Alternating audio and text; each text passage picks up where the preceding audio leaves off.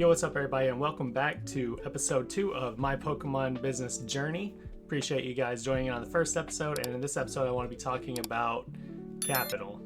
Now, why is capital important? Well, a lot of people get scared off by capital. It's a big, mean, nasty word, and that's because no one wants debt, right? They don't want to go into a business, start up a business, and immediately out the gate they have $100,000, $200,000 worth of debt that they have to plan on paying off within their first few months of starting up.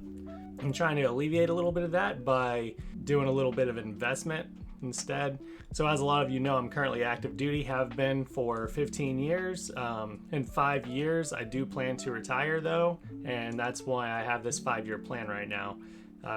These last 5 years of my service, I'm going to be investing a little bit of money into Pokemon, things that I think will have long-term value, things that I may be able to sell later. And so instead of taking out a loan later, I'm just investing in the company early.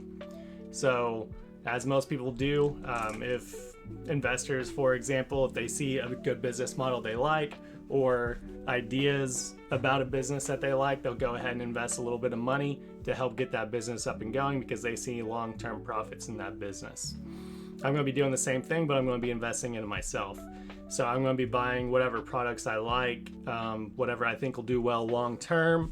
I'm going to hold on to it for 5 years, and then, hopefully with the help of the community that we're building here, I'll be able to take a lot of that stuff, sell it back to other collectors or investors, maybe even be popular enough to start growing and expanding and possibly get a distributor and get product that way. That's the main goal.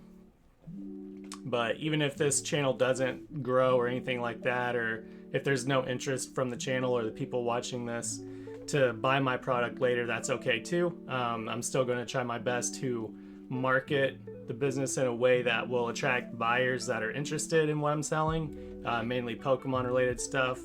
But obviously I would love to have the community built into it as well and give back to them if they are interested. And I'll always try to, keep the best, competitive prices available. I'm not going to say I'll never sell over MSRP because that would be dumb, but I will definitely try my best to undercut anyone who's selling above MSRP, just because I think I want to keep the ethics clean with the business. I think that's the best way to build a good, loyal, returning customer base. So I think the ethics will be the biggest piece for me as well.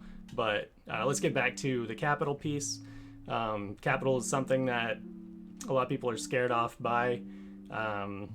Having loans, credit card debt, all this stuff isn't fun. So yeah, I'll be investing a little bit of my paycheck every month into product, hopefully around that $500 to $1,000 mark, somewhere around there. Obviously, when some sets come out that are more popular than others, I may invest more heavily into those things, a lot like Destined Rivals. That looks like it's going to be a really good set to me.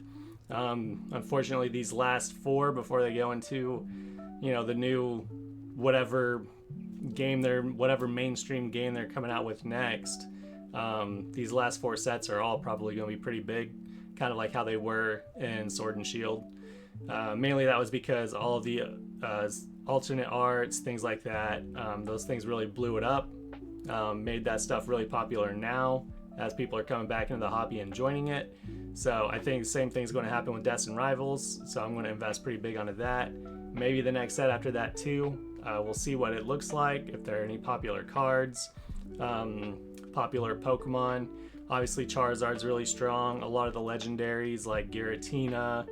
I even am a big fan of Arceus. I don't know if other people are, but things like Gengar, Umbreon, if any of the sets have that stuff in it, it's probably going to be popular and hold long-term value, especially if they're all in the same sets. So I'll be looking forward to that. See where I can best invest my money with Pokemon Legends ZA coming out.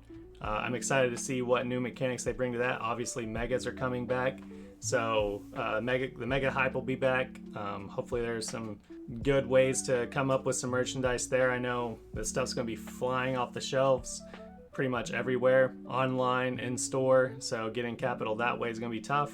I may need to wait a few months. Good thing is, with that stuff coming out, Journey Together probably won't be as popular. So I'm going to hold off on buying a lot of that stuff until the prices start dropping from everyone sort of moving out of the Journey Together era into the Destined Rivals and beyond. Just because people will be moving forward, it doesn't mean that investors and other people who just want to open up packs are still buying stuff, right? So I'm hoping that they will. Chances aren't great on that, obviously, but I'm just gonna have to stick to, you know, the 3 fundamentals of my business model, and one of them is don't buy over MSRP. Now again, I do like to come back and reiterate that I will buy booster boxes over MSRP. I'll try and find the lowest point in the market price on those and pick them up. If I can get them under MSRP, great. I do know that's going to be tough with these sets coming ahead though, so I may have to be flexible with that, but we'll see how it goes. Let me know if you are going to be getting any of the Destined Rivals or Journey Together sets, any of the premium collections coming out of those sets as well. I did pick up some of the Hops Zacian boxes. I'll be opening up those on video as well. Stay tuned to see that video. It'll probably be coming out as soon as I get the stuff. I don't remember what the date is, but I'll make sure to leave that, you know, somewhere on the screen here. Anyway, appreciate you guys joining me for episode 2, and I'll catch you guys on the next one.